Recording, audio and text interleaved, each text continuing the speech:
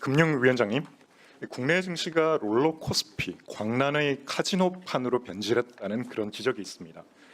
올해만 벌써 사이드카가 67회가 발동이 됐고요. 서킷 브레이커는 8번이 발동됐습니다.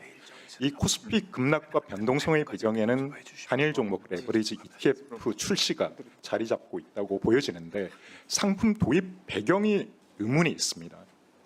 김용범 정책실장이 올해 초에 도입을 지시하고 5개월도 채 지나지 않아 시행령 개정과 상품이 출시가 됐습니다. 이 출시 배경이 제가 정확히 이해가 되지 않는데 혹시 투자자 피해 가능성이라든지 시장 변동성을 감안한 스트레스 테스트 또 리스크 분석하는 그런 과정이 있었습니까? 네, 있었습니다. 그 도입 과정에서 있었으면 그 자료를 저에게 좀 제출해 주시고요. 네. 지방선거를 앞두고 증시를 부양해야겠다는 청와대의 압력이 이 상품 출시로 이어졌다라는 시장의 지적이 있습니다. 혹시 이러한 위험성, 투자자 보호에 대해서 청와대에 대한 위험성 보고라든지 정책 재검토를 건의하신 적이 있습니까?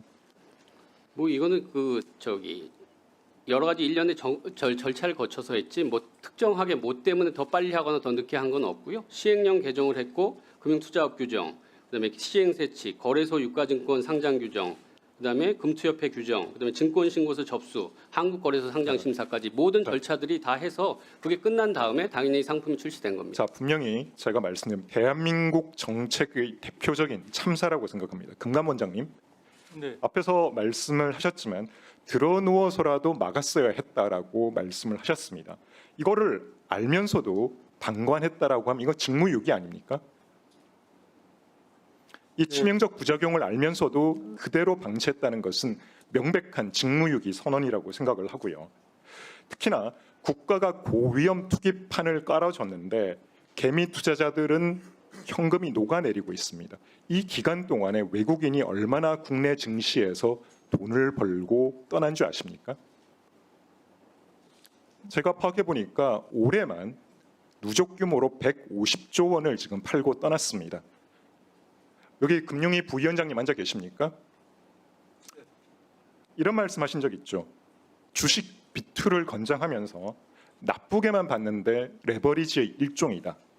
지금 보면 외국인이 던진 주식을 국내 비투 개미들이 그대로 받아내고 있습니다.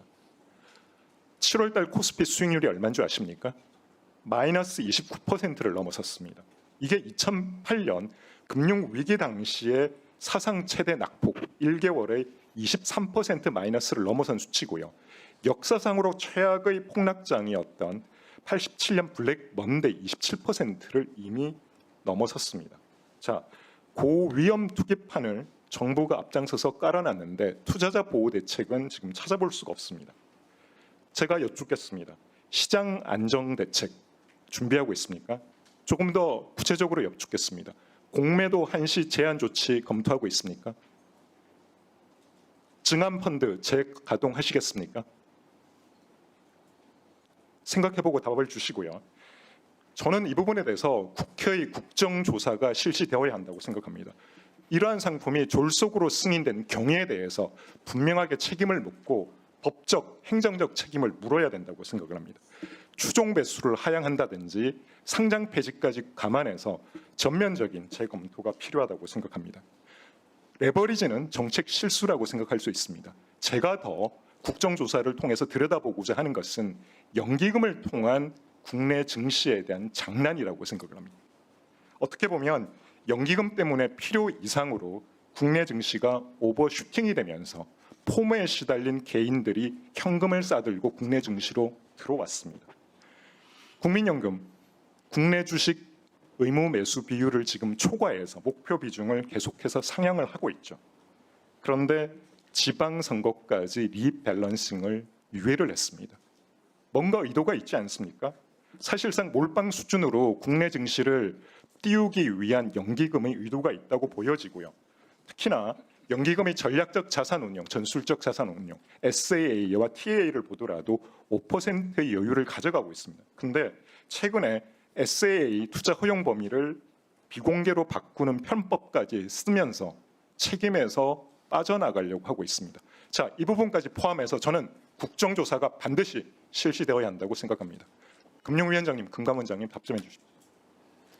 네, 그 말씀하신 취지는 네, 이 시장 변동성 이런 부분에 대해서 더 신경 쓰라는 말씀을 알겠고요. 그래서 그 지금은 이제 시장의 기대를 좀 조속히 회복할 수 있도록 시장 안정 조치, 그 투자자 보호 이런 거에 최우선 가치로 삼아서 이 보완 방안을 신속하게 추진하는 것이 저희들이 여기다 총력을 집중해서 우려되는 부분을 빨리 저희들이 해소할 수 있도록 그렇게 노력을 하겠습니다. 그리고 이게 고위험 상품이라는 이런 부분들은 저희들이 상품 출시하면서 그 보도자료 보시면 아시겠지만 투자자 유의사항에 갖고 이게 음해 복리 효과가 있다 해서 여러 가지들도 저희들이 계속해서 말씀을 드렸고요. 그다음에 이거 들어올 때 교육 같은 경우 기존에는 기초 교육만 있었다면 심화 교육도 더 추가를 했었고요. 기본 예탁금도 더 올려놨고 그래서 해외로 나가실 때는 아예 이런 조치도 없는데 국내에서 들어오시는 거는 저희들이 나름대로 강화된 보호 장치를 가동을 했었다 이런 말씀을 좀 올리겠습니다. 네. 네, 일단 저희가 실시간으로 무차익 공모에도는 지금 단속을 하고 있습니다. 그래서 그 부분에 관한 문제는 지금 현재도 규제가 되고 있고요. 나머지 이제 ETF 이게 사실은 냉정하게 하면 단일 종목이기 때문에 지수 펀드가 지금 아니거든요. 그래서 이 부분에 관한 제가 사실은 그때 말씀드렸던 취지는 위험 분산 효과가 없는 종목이기 때문에 투자자 보호라는 차원에서 그 당시 이미 변동성이 원주에 대한 변동성이 나타나던 상황이기 때문에 그 말씀을 드린 겁니다. 투자자 보호를 위한 취지지 다른 맥락은 없었습니다.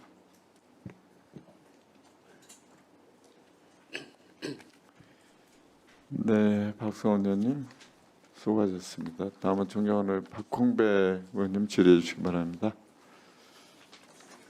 금융위원장님께 질의하겠습니다. 최근에 시장 변동성 확대 그리고 주가 하락으로 국민들의 우려가 매우 큽니다. 그런데 변동성과 주가 하락 이 두 가지를 동일시하는 것은 조금 경계할 필요가 있다. 이 부분 말씀을 좀 드리고 싶은데요. 단일 종목 레버리지 ETF 분명히 변동성에는 영향을 주었습니다. 그런데 현재 주가 하락의 주요 원인이 단일 종목 레버리지 ETF다. 이렇게 등치시킬 수는 없는 거죠. 물론 변동성 확대가 수급에도 영향을 줬겠습니다만 주가에 직접적으로 영향을 준 것은 수급 상황이다. 외국인 팔고 나가고 국내 수급이 딸리는 것이 지금의 주가 하락에 더 큰 영향을 줬다. 이렇게 봐야 되는 거 아닙니까?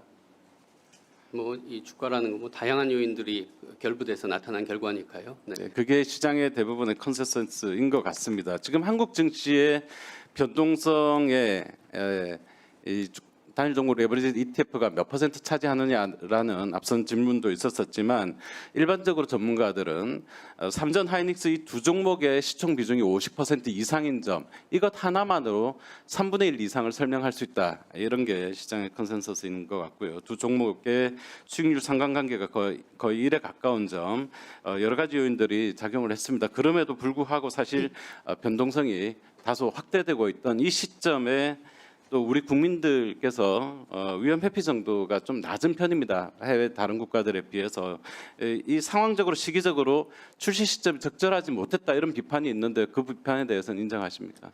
네, 그러니까 저희들이 도입하는 단계라든지 이제 의견 수렴을 이게 굉장히 오랜 기간 거쳤는데 이 와중에는 이제 그런 문제가 그 당시 시장 상황이랑도 연관이 되는데 그런 부분이 없었는데 결과론적으로 보면 그 6월, 7월 이럴 때 굉장히 큰 변동성이 있어서 시기적으로는 그런 부분도 예상을 못한 부분이 있지만 결과론적으로 저희들이 그런 부분에 대해서는 무겁게 생각하고 있습니다. 네. 근데 중요한 것은 적절한 대책을 아주 적기에 실행을 해서 시장을 안정시키는 일일 텐데요. 한마디로 당국의 대책은 수요 감소 유도 이렇게 설명할 수가 있는 거죠. 이 조치들이 얼마나 빨리 얼마나 충분하고 또 얼마나 빨리 효과를 나타내는지 이런 부분들이 중요하다라고 생각을 합니다. 어제 업계 관계자 간담회에서 내놓으신 방안도 하나의 방법이라고 생각하는데 저는 기본 예탁금 5천만 원으로 인상하는 부분 적극적으로 좀 검토를 하셔야 된다라고 생각을 합니다. 추가로 최소 매매 단위 확대 지금 현재 일정상으로는 11월 중으로 되어 있습니다. 근데 제가 업계에 좀 확인해 본 바로는 이거 시행 시기 조금 당길 수 있다라고 합니다. 이 부분 업계하고 추가로 좀 얘기를 해 보셔야 될 것 같습니다. 아까 레버리지 목표 배율 조정 이미 홍콩 SFC가 시행을 했죠. 이 부분 아마 자본시장법 또는 시행령 개정으로 가능할 것 같은데 이 부분에 대한 검토도 필요하실 것 같고요. 지금 또 일각에서 제기가 되고 있는 펀드를 조성해서 국내 출시된 이 펀드들, ETF들 상장 폐지하는 방안 이 부분에 대한 논의들도 나오고 있고 아마 금융위에서 검토도 이미 했을 거라고 생각을 합니다. 그 효과가 제한적일 수 있다라는 점과 시장의 신뢰도 훼손 이런 문제들이 있겠지만 이 부분 검토를 추가로 해서 혹시 검토되는 내용이 있으면 의원실에 좀 보고를 해주시기 바라겠습니다. 또 한 가지 지적이 있는데요. 이 사실 단일 종목 ETF는 사실상 한 개 주식에 투자하는 상품인데 개별 주식하고 달리 증권거래세가 부과되지 않습니다. 이게 뭐 아주 결정적인 부분은 아니지만 이로 인해서 ETF와 현물 주식 간의 차익거래 요인이 확대된다는 지적도 있더라고요. 조세 형평성 차원에서도 맞지 않은 부분이 있는 것 같은데 혹시 이 부분은 검토를 하셨습니까? 네, 이 부분도 이제 세제 당국이랑 또 봐야 되는 부분이 있어서 시장도 있지만 세제 당국에 또 세제 체계가 있기 때문에 네, 오늘 같이 한번 봐야 될 것 같습니다. 네, 검토해서 결과를 좀 알려주시고요. 그럼에도 불구하고 이번 사안으로 자본시장 개혁 자체가 흔들려서는 안 된다 이렇게 생각을 합니다. 지금 금융당국이 잘 해오셨던 주가 조작 근절 그리고 주가 누르기 방지법이라든지 물적 분할 개선 같은 우리가 앞으로 계속해서 시장의 신뢰를 높이기 위해서 진행해야 되는 자본시장 개혁이 흔들려서는 안 된다. 이 부분 말씀드리면서 이 단일 종목 레버리지 ETF에 대한 필요한 보완 조치는 신속하고 과감하게 추진해 주시기를 바라겠고요. 계속해서 내일 모레 시행되는 조치부터 해서 효과를 면밀하게 점검해 주시고 이후에 진행되는 사항들에 대해서는 최대한 시행 시기를 좀 앞당겨 주시고 필요하다면 더 적극적인 보완 조치도 검토해 주시기 바랍니다. 네, 이상입니다.